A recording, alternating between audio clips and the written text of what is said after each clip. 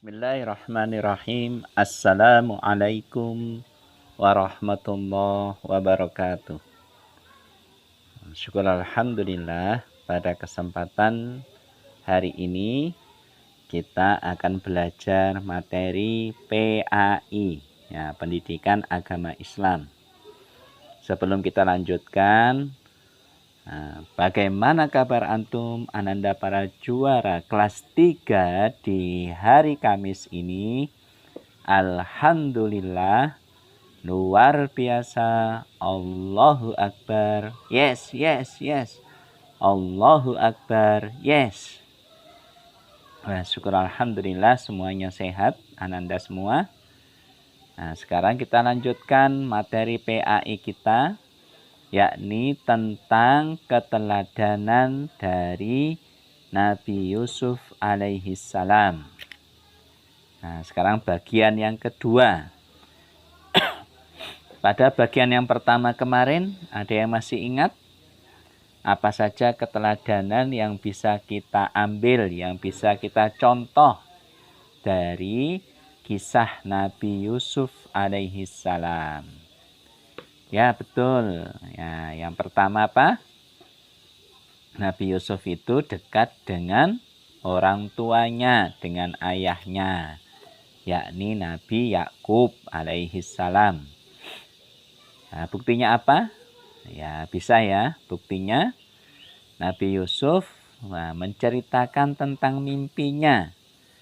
Beliau, Nabi Yusuf, melihat ya bulan, kemudian matahari, bintang, itu bersujud kepada Nabi Yusuf. Akhirnya Nabi Yusuf cerita kepada bapaknya, itu ya.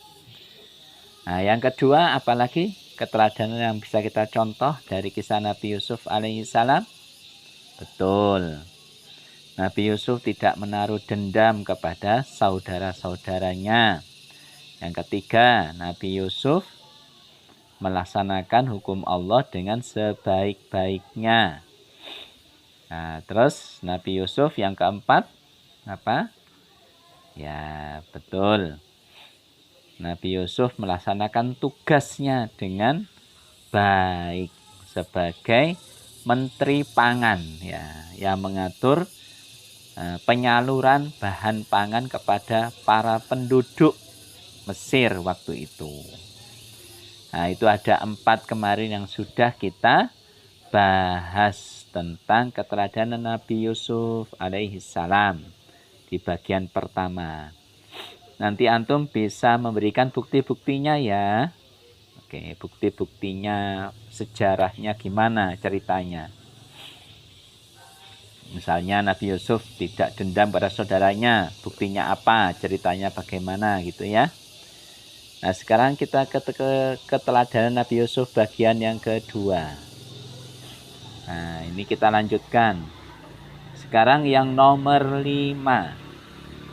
Nabi Yusuf itu lebih memilih di penjara daripada berbuat maksiat kepada Allah, ya.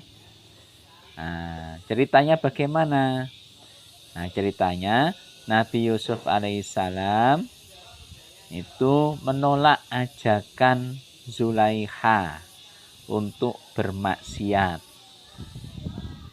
Terus yang kedua, para wanita bangsawan itu pernah melihat Nabi Yusuf alaihissalam hingga mereka nggak sadar kalau memotong tangannya sendiri dengan pisau yang dipegang oleh mereka.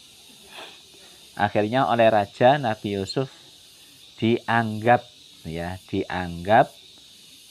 menjadikan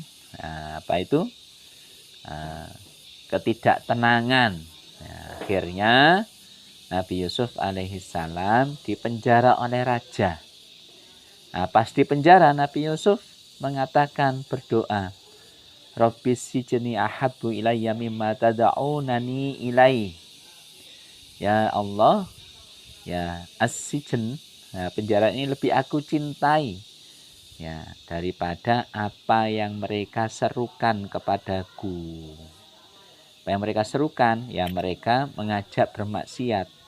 Maka Nabi Yusuf memilih di penjara agar tidak bermaksiat kepada Allah Subhanahu wa Ta'ala.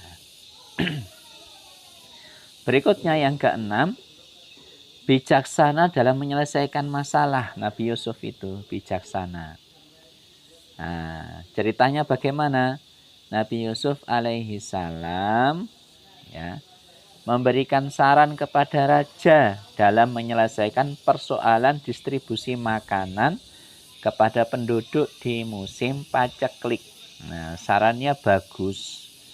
Akhirnya Nabi Yusuf diberi amanah, diberi jabatan sebagai Menteri Bahan Pangan. Nah, itu ya. Selanjutnya yang ketujuh, nah ini yang terakhir. Nabi Yusuf alaihi salam menyayangi orang tua dan saudara-saudaranya. Ceritanya, Nabi Yusuf alaihissalam memboyong orang tua dan saudara-saudaranya ke tempat tinggal Nabi Yusuf yang baru. Di mana? Di istana. Nah, karena Nabi Yusuf mendapat kesuksesan, mendapat kemuliaan di dunia dan juga kemuliaan di akhirat. Akhirnya Nabi Yusuf membawa Nabi Yakub, ayahnya dan saudara-saudaranya untuk tinggal bersama Nabi Yusuf. Di mana? Di istana.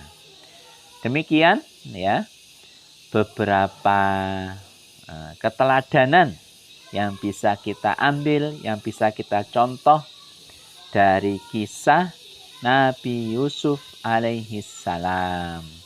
Semoga kita semua bisa mempraktekkannya dalam kehidupan kita sehari-hari ya.